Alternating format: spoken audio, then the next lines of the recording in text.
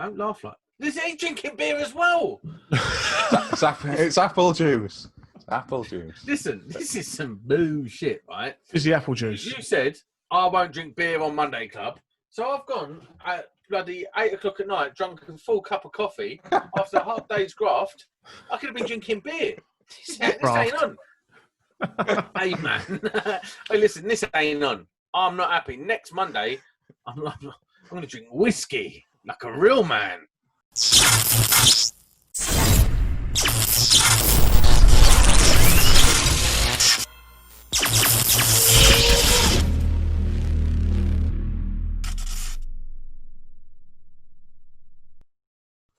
Good morning, everyone. Monday Club, episode 2, the difficult episode 2. So, how do we think? Why is it difficult?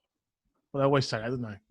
No, it's always the third sequel. album's difficult. Yeah, or the difficult episodes, or the sequel's always a bit harder. You're already looking at yourself in the other camera, aren't you? Yeah.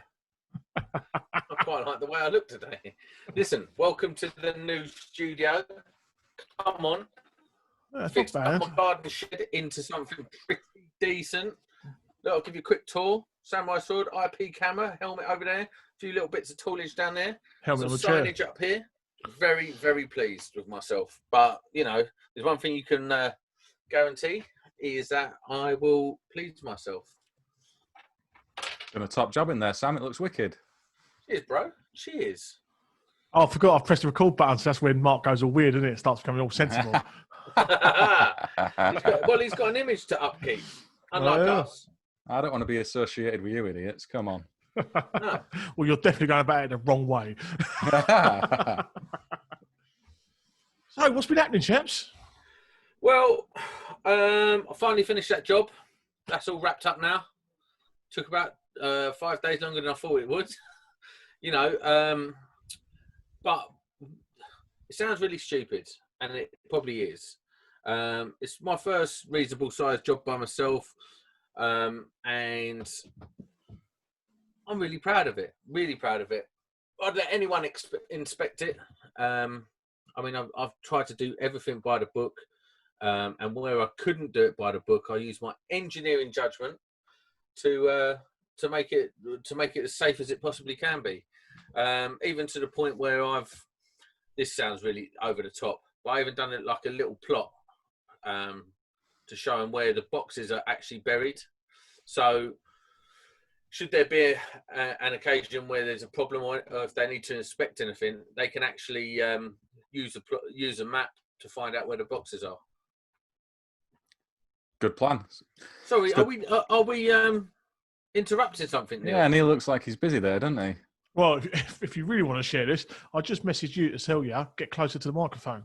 But if you want to make a big thing of it, Sam, you're incompetent podcasting, that's fine, mate. Go there. Well, no. Right, so I'm trying out a new setup on the old microphone. That's much How's better. that better? Yeah, that's much better, yeah. Right, there we go. There's no point if you lean back, Sam. That's not how it works, mate. If you move the microphone forward, then lean back, don't work, Sam, does it? Is this amateur hour or something? Listen, all I'm saying is I've had a great week. They've actually asked me to do a bit more work there, so I'm That's still nice. there. What sort of work? Really good. Do you know yet? Well, they actually want to be able to switch them from inside the house now, which originally wasn't part of the spec. And I'm thinking of using, is it Quinetic. Quinetic. And I was wondering if that is a plausible thing. I thought I'd ask you actually, Mark. And I thought I'd save it till now. Because there's quite a range on them, isn't there?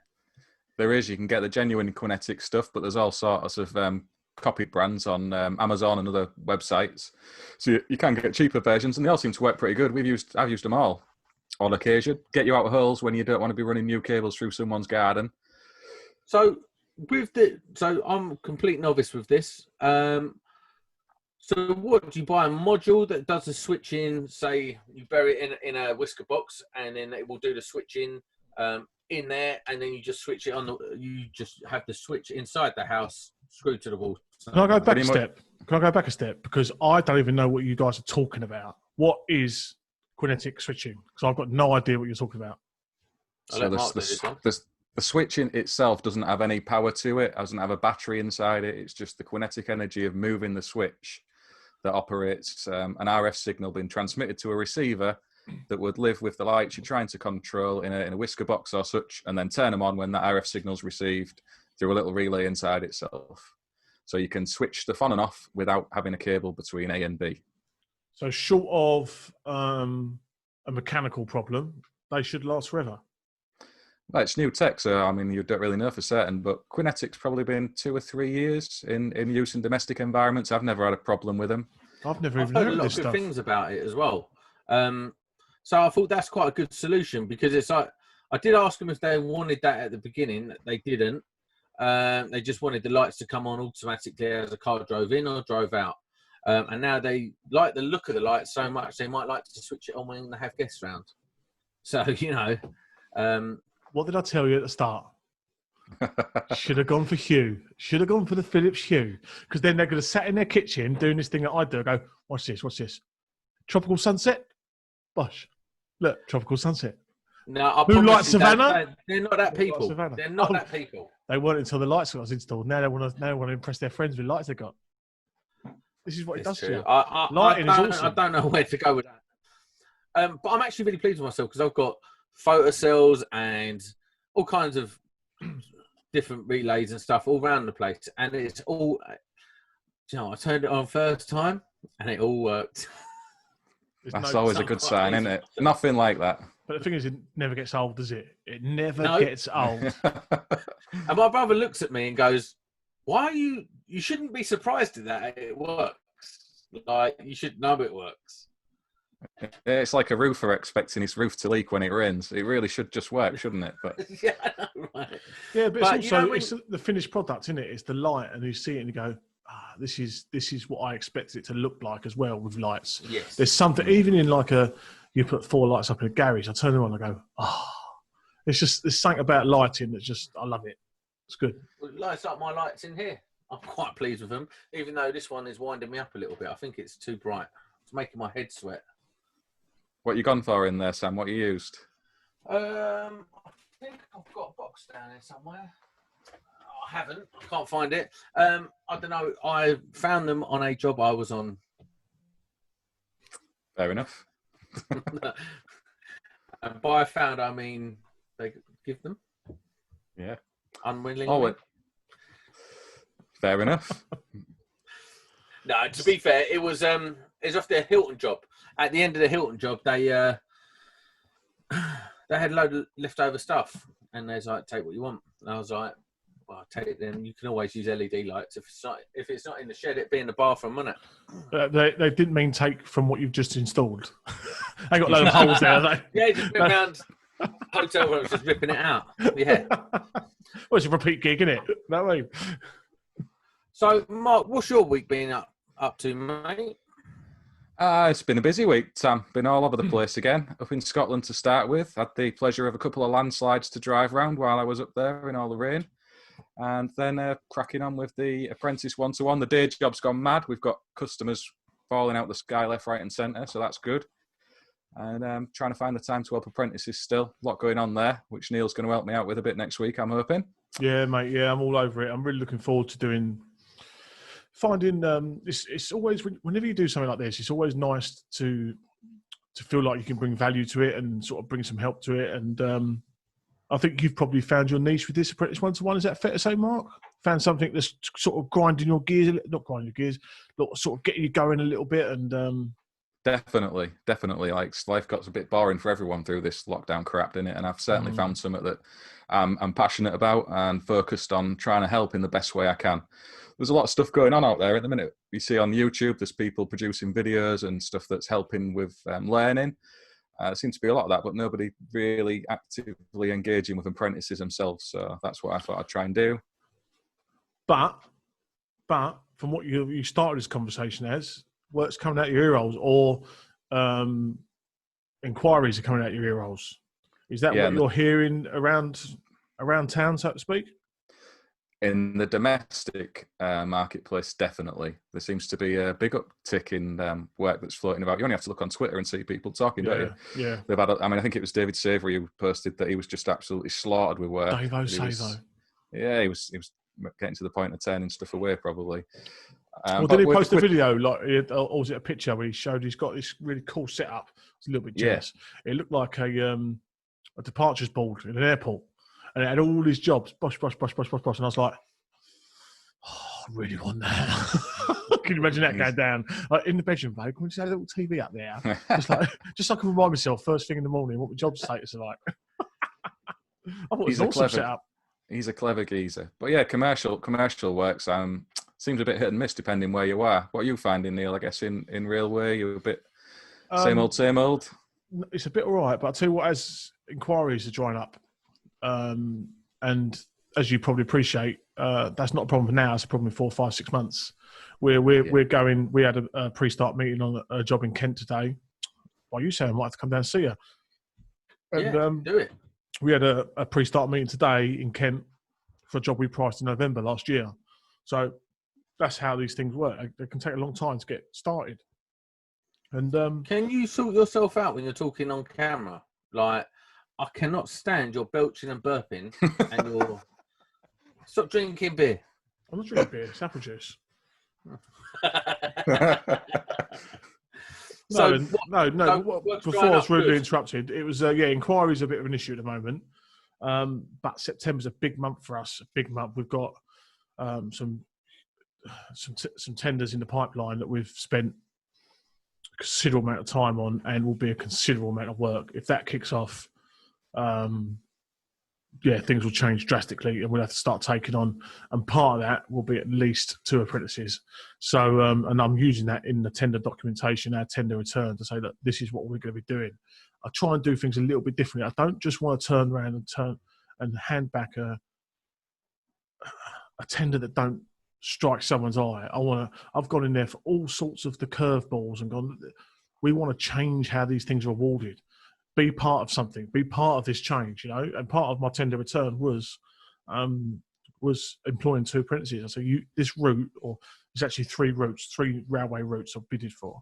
I said, if we get all 3, we will employ 2 apprentices just to work on this stuff. We will be providing work for the future, you know, which is quite exciting. It's daunting and it's exciting. So that's what September's a big month for us. Big month.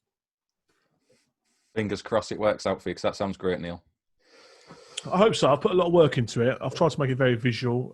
I'll actually send it to you, Mark. I've got it on my WhatsApp. I'll send it to you, and I'd like to get your feedback on it. But yeah, I've put a lot of time into it, a lot of work into it. And these are these hidden things as company owners and sole traders that people don't see what happens behind the scenes. You know, they think you're not doing much, you're not bringing much to the party. But I probably spent about 3 weeks of my time on this tender. You know what I mean? Researching, getting the information, because tenders are one thing, but what I'm finding more and more, these big tenders now, they're asking for evidence. So yeah, you can say you do X, Y, and Z, but they now will score you higher if you can back that up with evidence.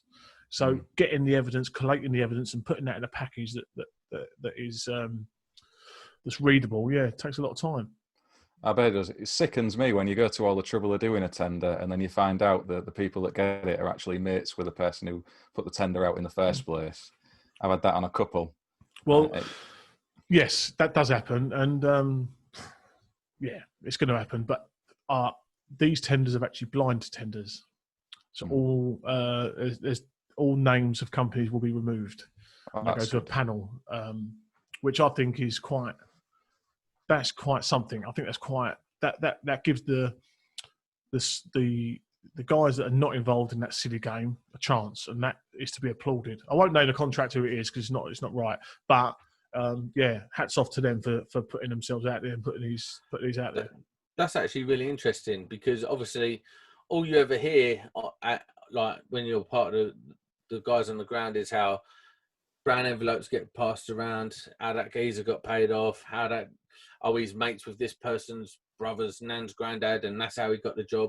Do you know what I mean? It's all like pally. So that's quite refreshing to hear, actually, because it's not something that happens a lot in the industry, I don't think. Well, maybe I'm learning because, I mean, and it's very easy to cast aspersions, but you know what? If I can employ a mate, I'll employ a mate to work in my ass. You know, so I sort of, if you've got that sort of relationship and trust there, I do get that. But when you're starting to deal with public money, there's got to be some level of due process to make sure that people are getting the best value for money. And certainly on the railways as well, you can't, like, there's a lot of rules, a lot of accreditations you have to have, a lot of insurances you have to have, that you can't really play those games. Everything's got to be above board, and especially because it's taxpayers' money, or public money. I got sent a document today that I've never even seen before, and it's a British standard and a European standard for earthing on the railways. And I got sent it by someone who knows their shit. Don't get me wrong, they know their shit, and I had never even heard of it. So some exciting times. Like I'm gonna digest this document. It's about 80 odd pages, and yeah, some good times. See, you're weird like that. I was excited when he said it to me. I do try to be like diligent like that, but there's just no way. There's just no way I could be bothered to sit there and read 80 pages of British Standard. But I suppose that's what makes this such an eclectic mix. Obviously, you've got Neil. I won't read all 80 pages, but what I'll do, I'll go through the contents, pick out the bits relevant to what I will come across day in, day out, highlight them and go through them. How do you pick out relevant bits if you ain't reading it all? I'll tell you who would read it all and who would know it back to front and who would be an absolute wizard at it. Go on. Mark.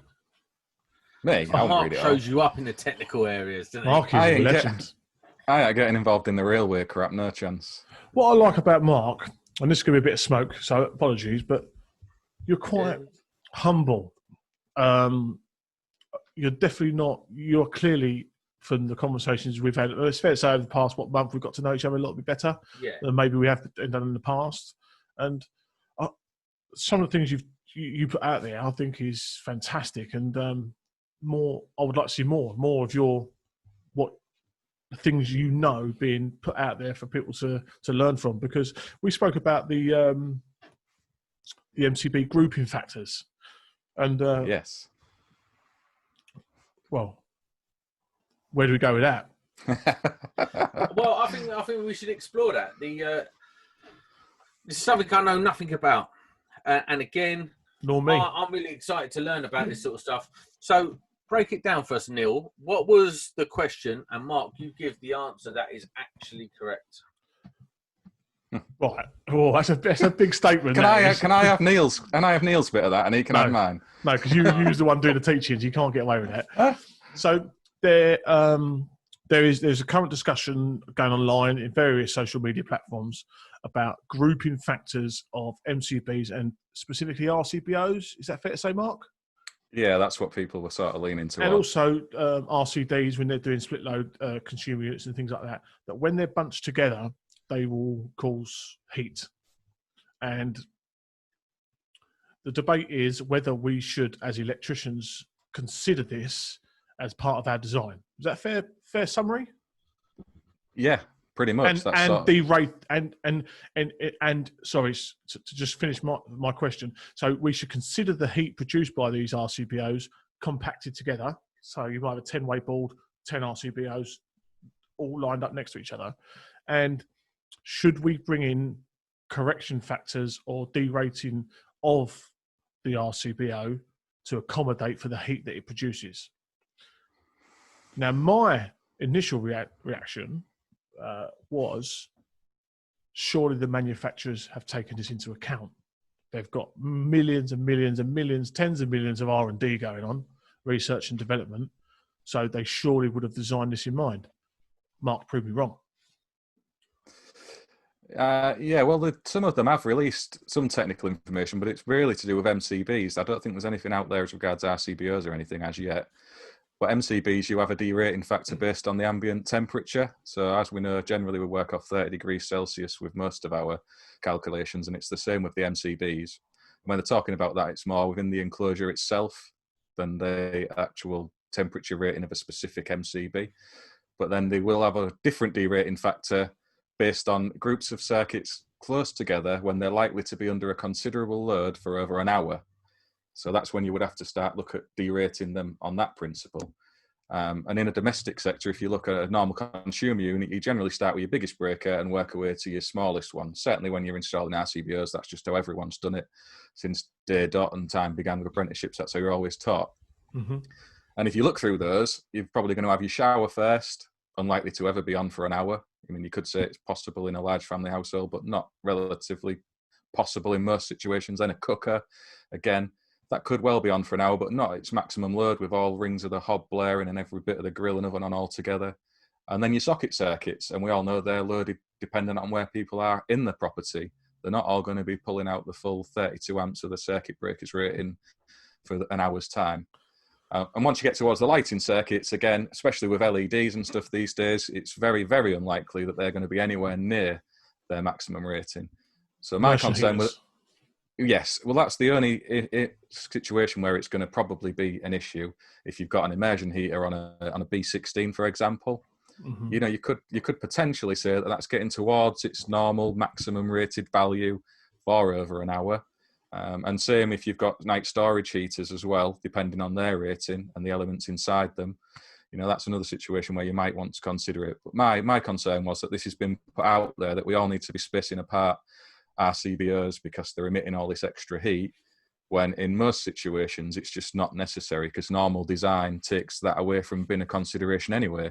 You don't want to be putting your circuit breakers anything like towards the top of the maximum rating, just for general good design for inrush currents and nuisance tripping just from people plugging stuff in on a ring. You're just not going to do it, are you? It's not. For me, it was a non-event. It's something that's been there for a very, very long time. It's not new information. And all you're going to have is this old wives' tale where people are going to start spacing the stuff apart and potentially increasing the cost to clients because they'll start having to pay for bigger consumer units to allow for this spacing. You know, it doesn't hurt to know about it. And if you've got the space inside a consumer unit, use it. And I don't have a problem with that. That's where I think I am. I mean, I didn't know about this before. I was very surprised at data sheets that are made available that I've seen since from the manufacturers. I think Hager was the one that was dotted around. I think you might have shared that with me as well, Mark, that they actually put in there. But so let's finish my point. They put this information out there online mainly, not within the documentation of the packaging you're opening. So you have to go searching for this information. And I think it's good for the information out there. But in terms of heat going hotter, they're designed fail-safe, aren't they? So the current that they would trip out is lower. Yeah. The issue I spotted from looking at the tables was when you install 60898s in a colder environment, when say if you had a 32 amp 60898 MCB, and this is just for the podcast's sake, don't quote me on this. If you went out to sort of like a 50 degree ambient temperature, that may come down to about 28 amps before it trips. So that's a fail safe. That's gone lower than what we want. So there's no danger there. But when you went down to sort of 10 degrees, then that 32 amp MCB may not trip until 38, 37. And these are just examples. Okay. So then you could then potentially be at an overload of that cable. Yeah, you're right. So when it's warm, you're just going to get nuisance tripping, if anything. But we had it in MOD bunkers where we had MCBs installed, and we did have to factor in the temperature because they didn't have any heating in them. They could very easily get to below 0 degrees, and that was a factor in the calcs in that situation because of safety, because your breakers might not operate before the cable's on fire. And out of interest, is this on 60947s as well as 60898s? Not from the information I've seen, no. It's all 60898s. So the 60 whatevers, they're more domestic ones, aren't they? Well, you get them in commercial environments as well, but yeah, typically.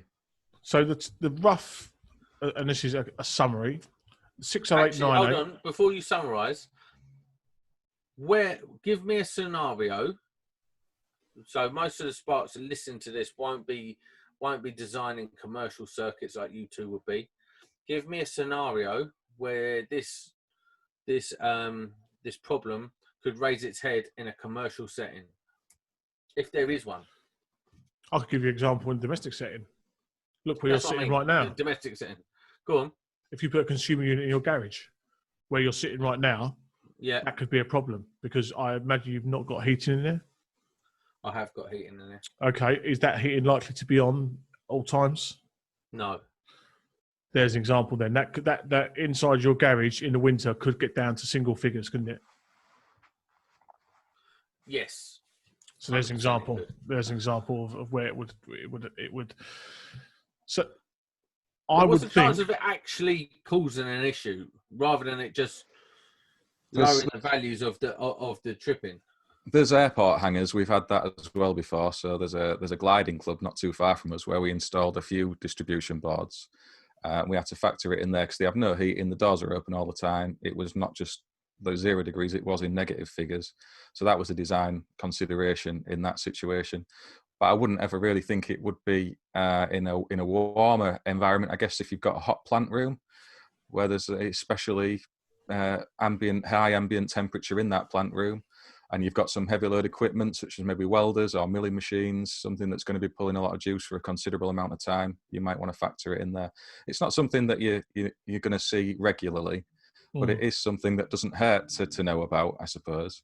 The thing that was bothering me is we start to see people chucking consumer units in a domestic setting and they're spacing them by default without thinking. It's going back to this electrician in by numbers rather than engineering judgment. I think too many people are scared to use their own brains and they're constantly searching through YouTube and referencing other supposed industry experts and their opinions rather than just consulting the books and having to think about something yourself. A bit like you did with the driveway lights, Sam. You did your own journey, asked for a bit of help when you needed it, and figured it out on your own. You weren't afraid to go through that process. Well, I think that process is invaluable now because it's about finding a balance when you're doing anything, isn't it? And there's areas where I'm strong and areas where I'm weak, and it's just about taking all the information you can and making a decision based on that information. I can't listen to just one person and their advice. I might go to a few different people and get advice because as with anything, information varies from source to source. So you have to. It's like anything. You have to find the what works for you and apply it, and hopefully it's safe. But the one thing I wanted to do was try and get. I think you two have done a massive job of just breaking that down. Like even for a dummy like myself, I wouldn't say I understand it, but I say I'm a lot closer than I was when we started. Do you know what I mean? And I think that's really helpful for the everyday spark who might be listening to this. I thank you for that. I think they should just for the guys that you should look at when you really experience extremes in temperature, and then formulate this in part of your consideration into your design. Personally, I don't think if you're into them extremes that BS 60898 is a suitable breaker. I think they should be 60947s because You're right. they're not the suitable breaker. So we shouldn't even be installing them in. All right, mate. No, but Right, but they're not designed. So for those that don't know, and there will be a lot that don't know, you have 60898 MCBs and you have 60947 MCBs. What's the difference? Right, it's the difference between what's the exact wording? So it's basically the environmental conditions they are tested in. So 60898 assumes good levels, normal levels of humidity, normal levels of dust, normal levels of contamination, pollution, and temperature. Domestic, offices, okay? But if you're going to go into a warehouse with no heating, they're not suitable for that. That's when you have the 60947s. Now, to look at, you would not know the difference. Most 60947s are built to both standards. Am I right, Mark? Yeah, you are. So there'll be a Hager, just to name a couple, Hager and Eaton, okay, and Memshield 3, they are made to both standards, 60898 and 60947. So it could be applied to both scenarios, but actually more suitable to the second scenario, which is unusual temperatures and climatic really factors. Industrial, I wouldn't install a 60898 solely to produce 60898 MCB in an industrial setting because of high pollution.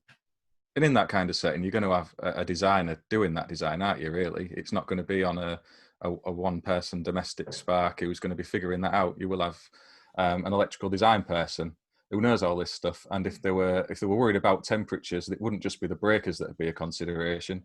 It's the whole wiring system, containment, the accessories. It all comes into it, doesn't it? See, I love this conversation. I feel so much smarter. That's why also, and this is sort of things what happen with rule of thumbs. That's why commercial and industrial electricians will tend to use certain manufacturers, Hager, Eaton, because Schneider, because their stuff is their breakers are 60947s as well as 60898s. You won't tend to get you do get it, but you won't tend to get some of the more, I won't name them, but some of the more consumer unit only suppliers being installed in an industrial setting. No. It's rare. Although I was working for one company, Irish firm, and all their stuff was from an Irish firm, like an Irish consumer unit manufacturer. Get out. Bloody flies in here. It's not the wife then, no? No, I don't know what she's up to. Oh, she's up there. Keeping the door open for the internet. Yeah, flashing me from the bathroom. No, she's definitely not. Ridiculous. No, listen, man, I love these conversations, and the reason I love these conversations is because it's about making it digestible. Like, if I'd have let you run off, it would have been 60907, and no one would have known what you're talking about. And I quite like the fact that my dumbness brings it down to a level that people can understand, I think. Basically it's pollution factors. I think that's the word I'm looking for. And it's just having the right equipment for the right environment. And 60898s are not for the industrial environment, just because of the unknown nature of what you're installing it. But if you stick to the old big names like the Hager, the Schneiders, the Eatons, they're made to both standards. But it would be saying if you do an EICR and you're recording that information or an installation of it, you should be recording them as 60947s, not 60898s, because that's what you're installing them as. I have to pick my guys up on that all the time. 60898s, not 60898s. You've got to record them as 60947s. It's an easy mistake to make. Sorry, go on, Mark. It is an easy mistake to make when you're running through a distribution board and you're not quite expecting it, you know. But Neil's right, you should record them. You should record them in that way, definitely. I'll tell you what, though. There's been a few things mentioned. I'm going to change the subject completely. I think it's quite pertinent. It's caused a bit of a storm today. The man's bottled it and all, hasn't he? So we should say for that. I think I know where you're going, and forgive me wrong. Yeah, I do. But Ricky was meant to be on today. All of a sudden, he's got all like, "Well, I'll be on the Monday Club." You know what I mean? Wants to be part of the show. And at the ninth hour, he bottled it, and he apparently got. It's the 11th hour, man. It's the 11th hour, not the 9th hour. The 11th hour. All right, you win. Anyway, yeah, he's bottled it at the 11th hour, and basically his wife's not letting him out to play, is it? No. The official story is a toothache. Come on, let's be fair. Yeah, because the toothache only comes on half hour, doesn't it? Yeah. Half hour before. Oh, my toothache. I expect him to be off work tomorrow. If he's not off work tomorrow, he's rubbish. He won't be. No, I've got to go to work, mate. But let's talk about the actual issue at hand. So Rick put out a post. To be factual, should we read out the post? I think we need to be factual so there can be no misinterpretations. So this is from Ricky Howe. Last year I was over the moon to join the IET and really thought it meant something. Today I have removed TMIET from my title. Such a boys' club, it's embarrassing. Where becoming a fellow is based on who you know and not what you know. I won't go any further than that. Agree or disagree? Go on, Mark. I agree in parts and disagree in parts. I'm a member of the IET and EngTech, and when I obtained that, I was quite proud of it. But Rick's got a point. There is certainly people who've gone through the process and had, it's a fine line between getting support to better yourself and getting assistance to obtain something you maybe don't actually deserve. And I think that's maybe what Rick's leaning towards, that perhaps people have helped others become certain levels within the IET who wouldn't have otherwise been able to do it without that help. That's not supporting someone, that's cheating the system. But that's got to be, I've got to say, a small percentage, I would have said. There's a number of people in the IET who have worked damn hard to get those letters after the name, and I have no problem with them displaying it and being proud of it. I was one of those people quite a long time. Still am. But I can't say Rick don't have a point, and I wouldn't dismiss what he says. He speaks truthfully. He's obviously experienced that himself. What do you think, Neil? Neil, do you want me to go? I'll go. I don't mind. I've actually really warmed to the idea of perhaps pursuing something in the IET, but I don't think it's for me personally, because it's just not the trajectory I'm going on. But I do think they do a lot of good things. I'm not really a fan of them, or not a fan. But no, I would say I'm a bit of a fan. I would like to be a Eng Tech and stuff like that. I promise you now, I'd never ever make that journey. I know I wouldn't. It's just not my style. And we've had the IET on. Well, one of the guys from the IET on. They made some really good points. It is useful if you're pursuing a career on the cards, got your way up. It is a differentiator between you and the guy interviewing next to you.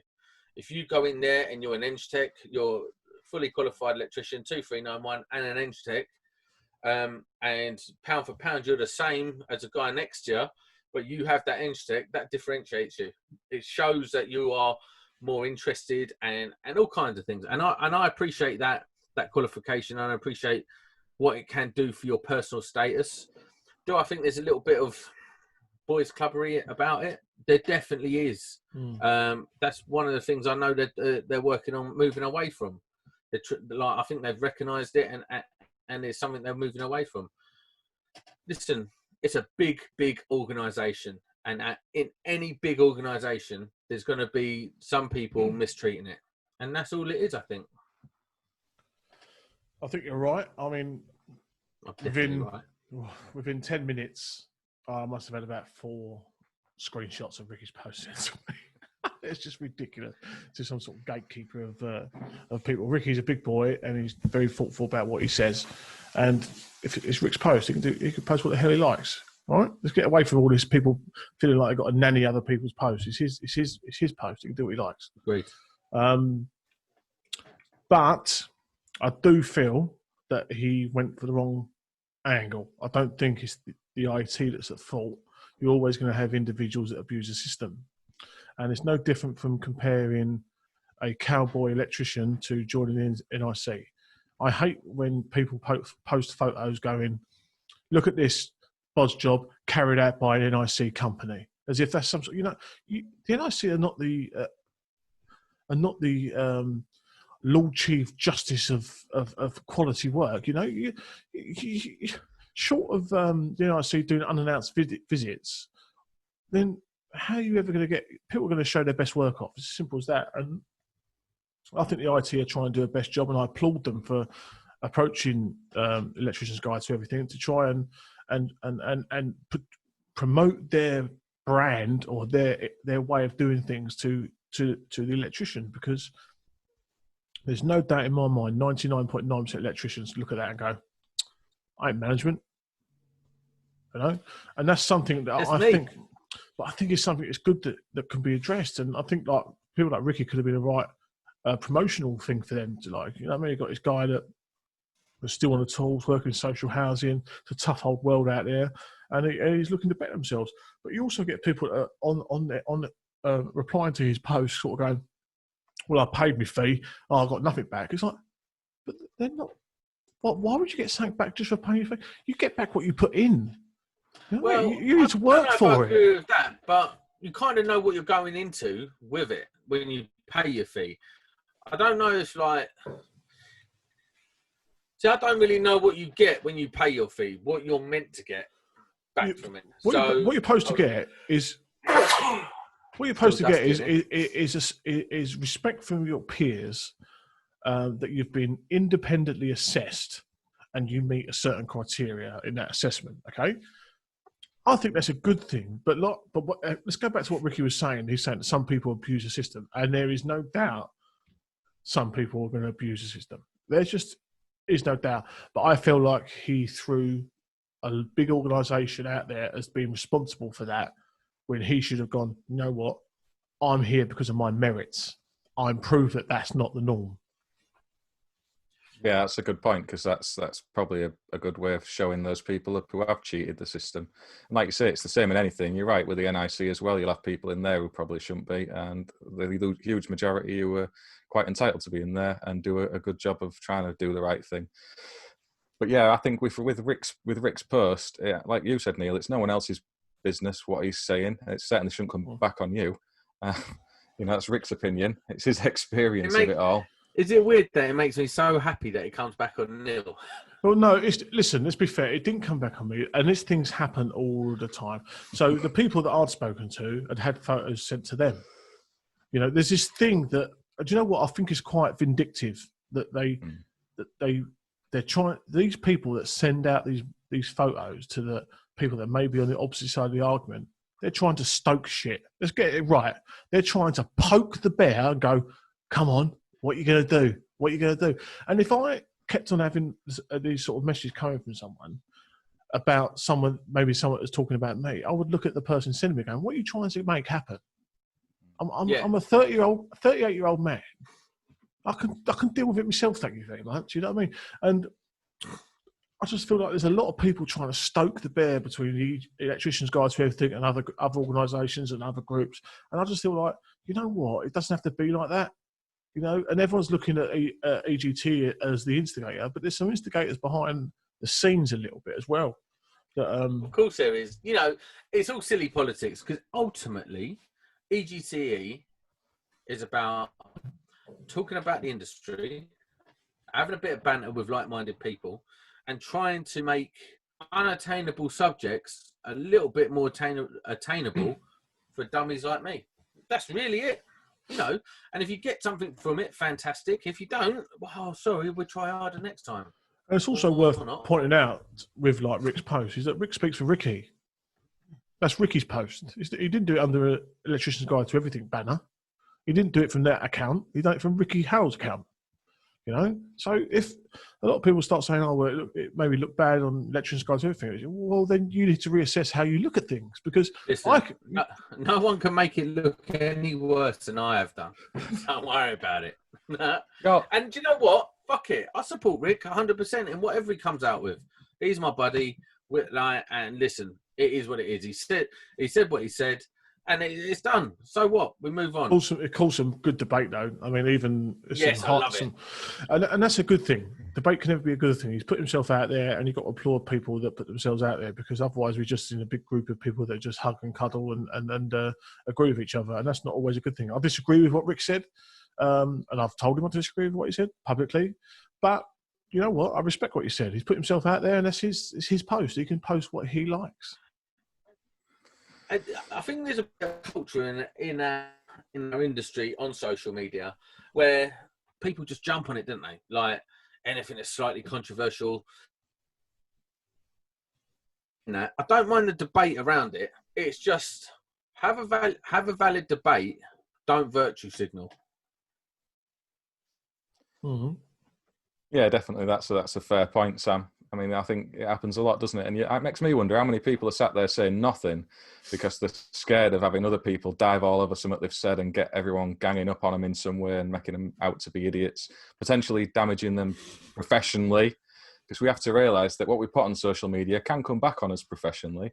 So if you have a load of other guys in the industry rip into you, you're not going to be ever keen to go out saying something. And we all lose from that. I think the more we engage with each other and talk about stuff, the more we can all learn. I think it was Gary Hayes who's been putting on social media recently that we're better together. And if everybody comes together in the right way, we can help improve things as a collective. Listen, I love Gary. I think he's a fantastic individual. I think industry. I want to give him a shout out. I want to give Efix a shout out, and I want to give his beautiful daughter a shout out. You know, she's doing fantastically after her accident. The whole thing is just inspiring, and you know, I'm following him on social media, and I absolutely love it. I'm a fairly new dad, so it's one of them things, man. I love what he's doing. I love everything about what he's done with GSH, Efix a lot. That's just me being overly emotional. 100% with you on that, Sam. Just the same. I think he's got the full support from everyone here and the wider Electricians Guide to Everything family, without a doubt, and the wider electrical family. Let's be honest, because there's a lot of people out there looking to support him. So listen to this though. The one thing that we love doing at the Electricians Guide to Everything, the whole EGTE family, we love debating. We love mocking and debating, right? Now, this is an open platform. If we say something that perhaps someone out there disagrees with and wants to challenge, please jump on with us on Monday Club, and let's get down to brass tacks. The thing is, it's not personal. Nothing's personal on here. We just love a good debate.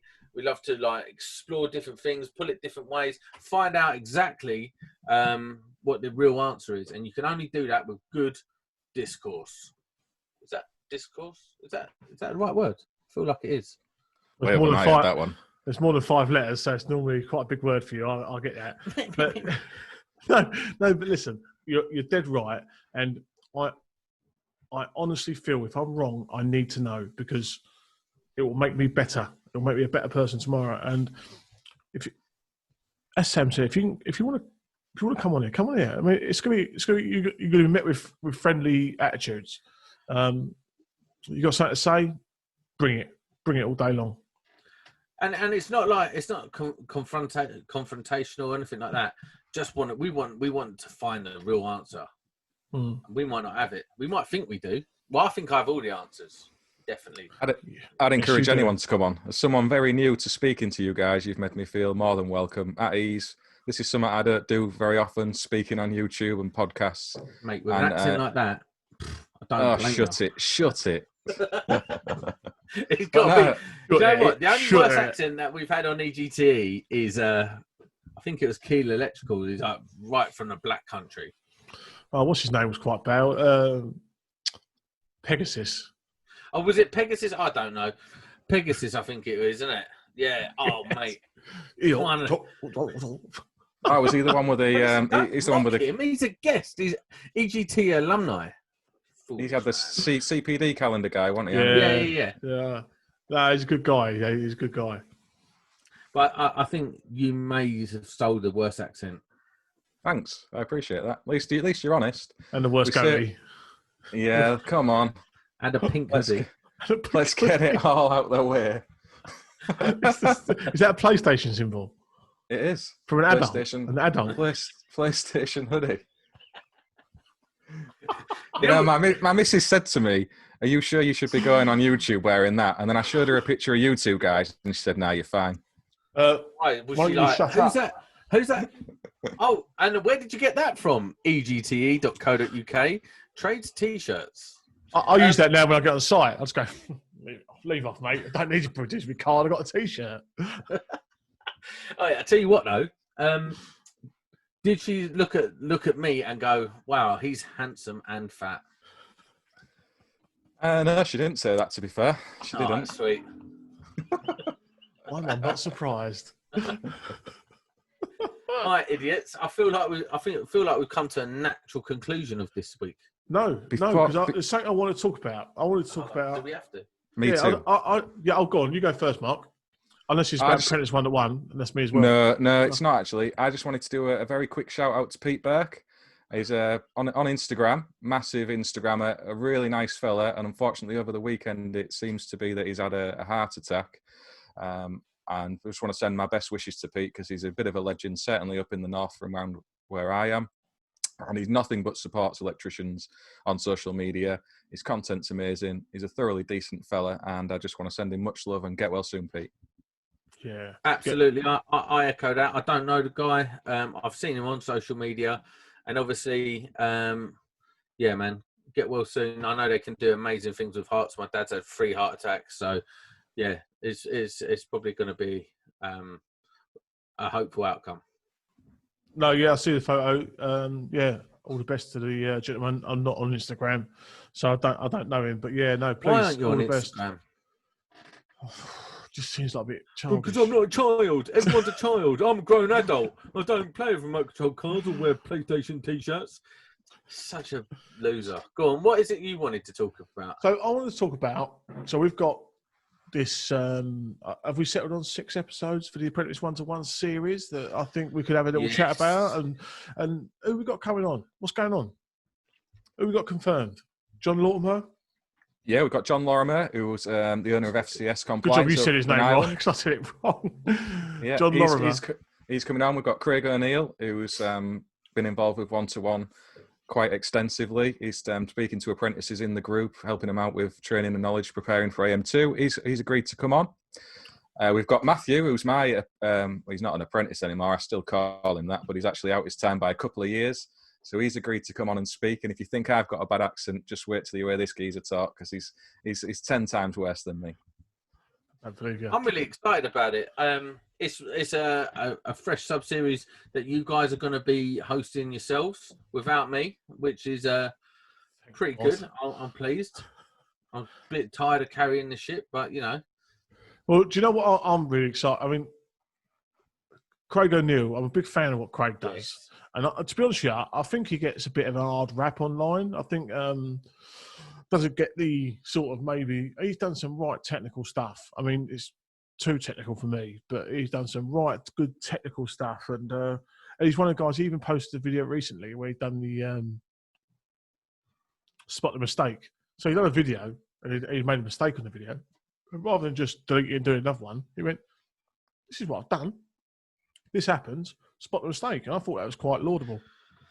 Can I just say one thing? I am going to remove you from the lineup and delete you off the website if you ever drink beer live again.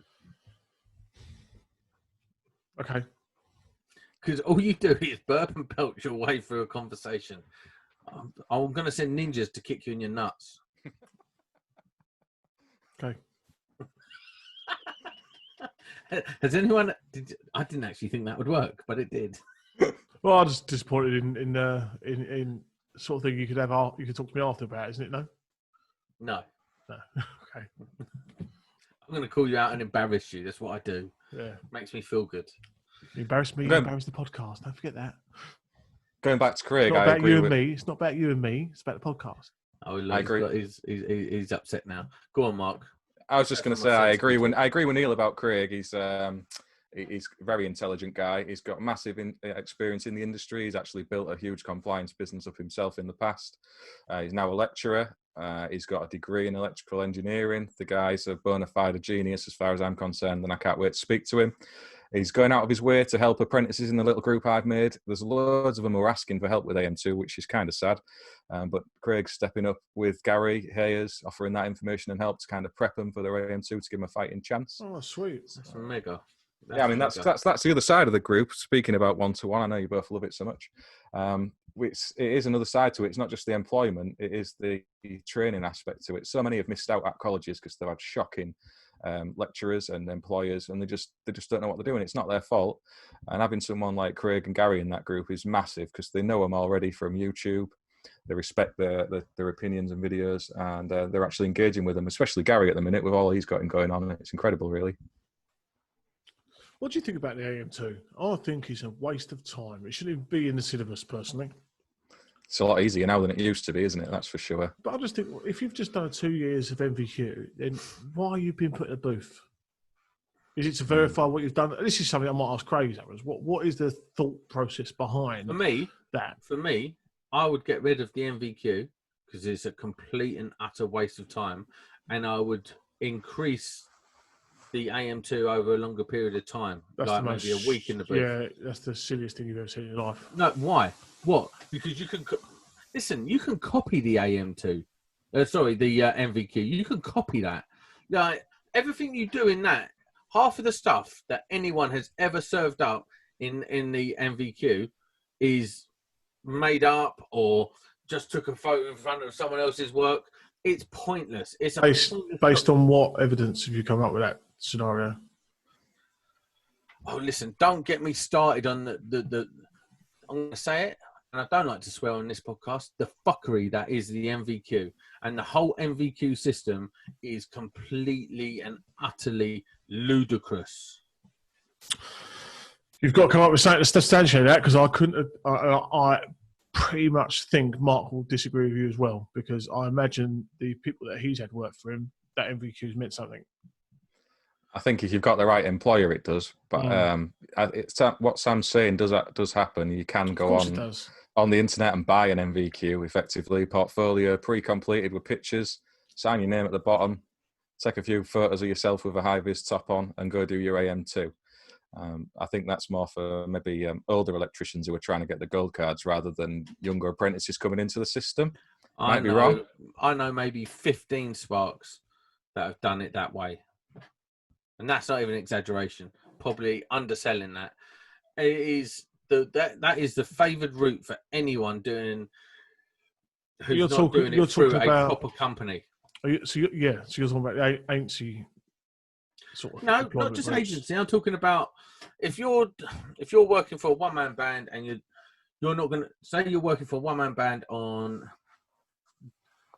domestic, mostly a bit of commercial here and there, right? The chance of you being able to fulfill an MVQ, all the requirements in an MVQ, is highly unlikely. Of course. So the best and quickest and most effective way of doing it is you go online, you buy the pre-made portfolio, you pay 1,500 quid, it's done. You go and do your AM2, you got your gold card, you're set. That is the favoured route now. I know so many people who've done that. In fact, but no, you can't. You haven't got the evidence or the knowledge or the experience to sit there and say that's the favoured route. You know a few people that have done it, and that's without that is a fact without it. But you cannot sit there and speak for the whole learning I'm not speaking industry and say that's the favoured route. And I think you're being disingenuous saying that I'm doing that. Mark nearly died. I feel like you are, because actually it goes on a lot more than you think. Not everyone gets an apprenticeship like you have given out to your boys. Not everyone gets an apprenticeship like Mark's given out to his boys. A lot of apprenticeships are pretty wank, if I'm honest. And you've got to remember, I was heavily involved with mates and people trying to get their qualifications over the last, couple of years ago with the union. We would offer support on stuff like that as well. And so many people just went down the buy the portfolio route, because why wouldn't you? Why wouldn't you? If you're I'll tell you why you wouldn't, because you'll soon be sussed out. You'll soon be sussed out, trust me. Well, there's a lot of people in the one-to-one group at the minute who are considering that. So there's guys who've lost their jobs and now worrying about finishing their NVQs. They haven't got the site to go and fill the portfolios in properly. So they're seriously considering options like Sam's talking about, just paying the money, getting the portfolio and qualifications done. That's come up maybe getting on for 40 times, I would say, with lads who've got in touch through Apprentice one-to-one. It's on about ditching their college training and going off and just standing some money over to get their NVQ done. So trying to talk them out of that at the minute is a hard sell, but as far as I know, none of them have done it yet.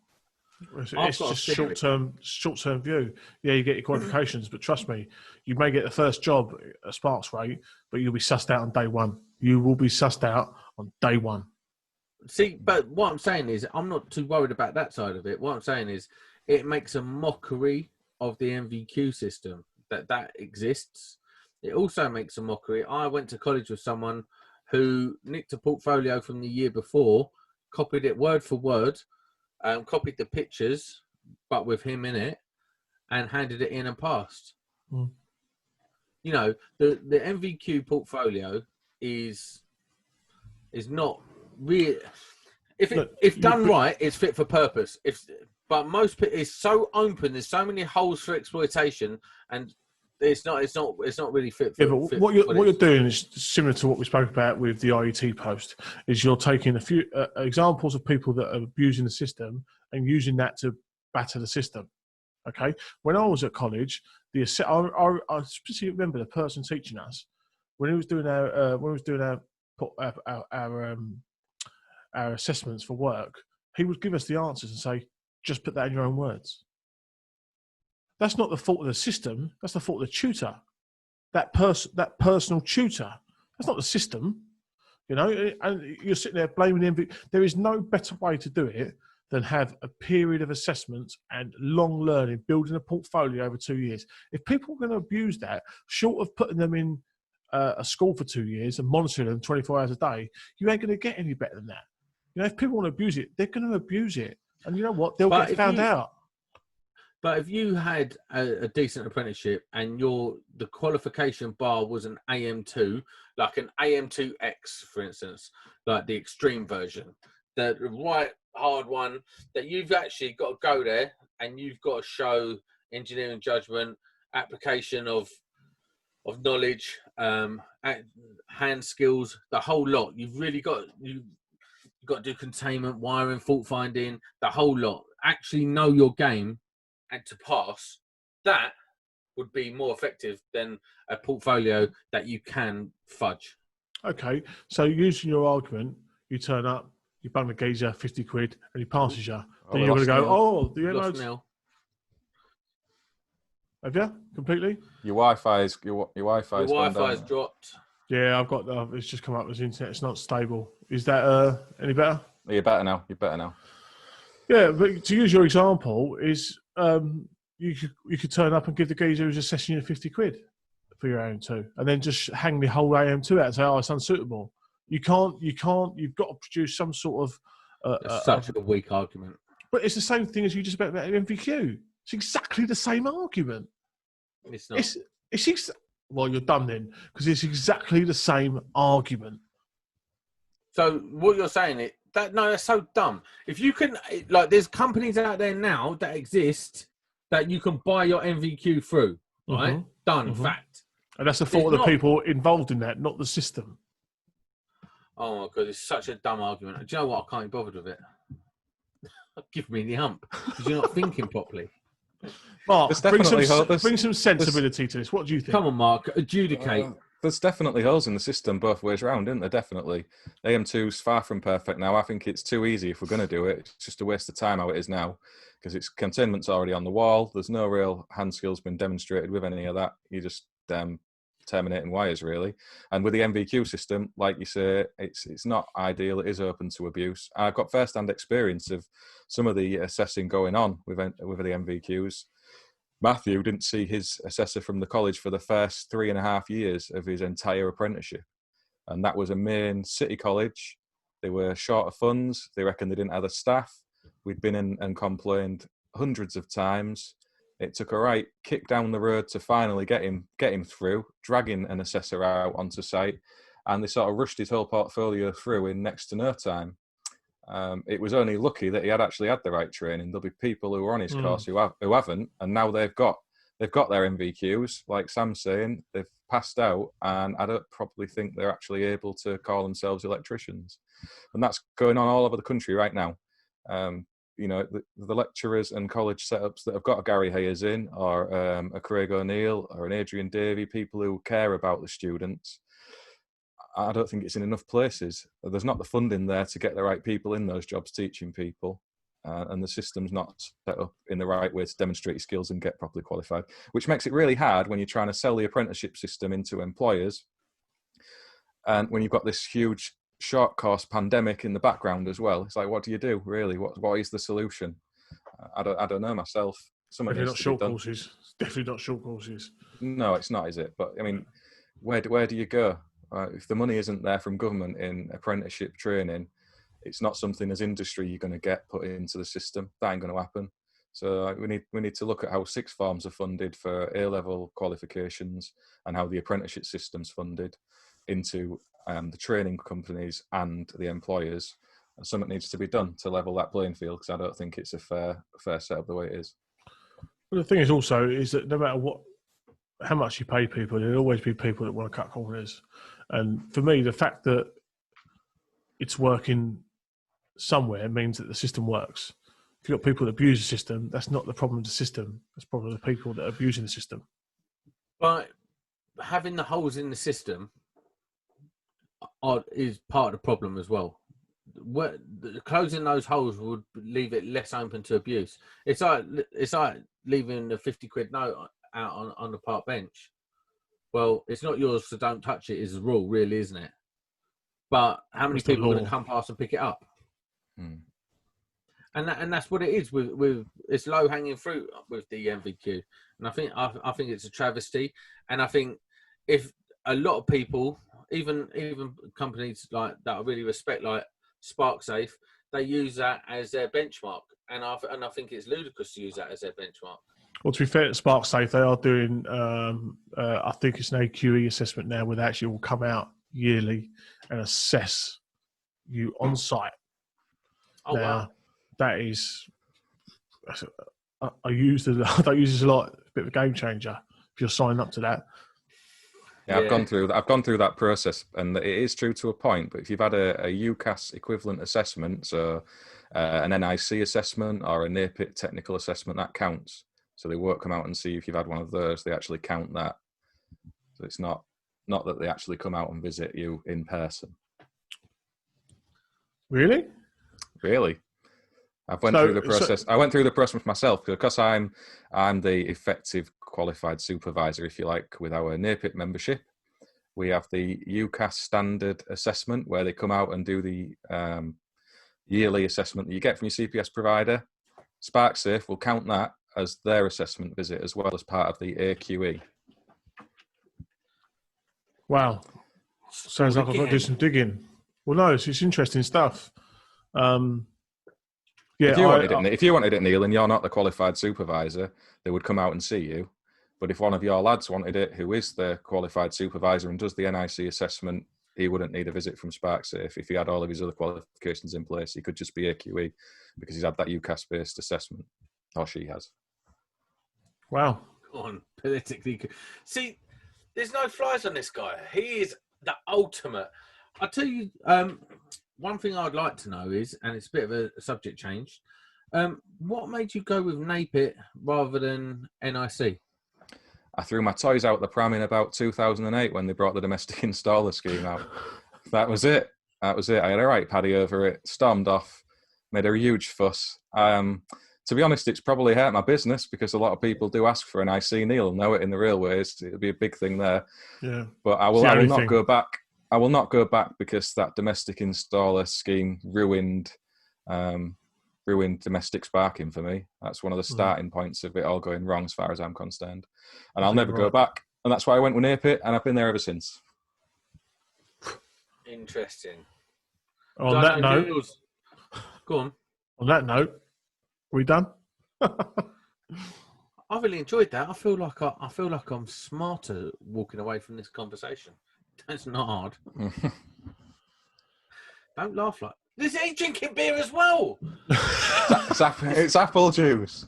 Apple juice. Listen, this is some bullshit, right? Is the apple juice? You said I won't drink beer on Monday Club, so I've gone at bloody 8 o'clock at night, drunk a full cup of coffee after a half day's graft. I could have been drinking beer. This ain't on. Hey man, hey listen, this ain't on. I'm not happy. Next Monday, I'm going to drink whiskey like a real man. And on that note, everyone, we'll see you next week.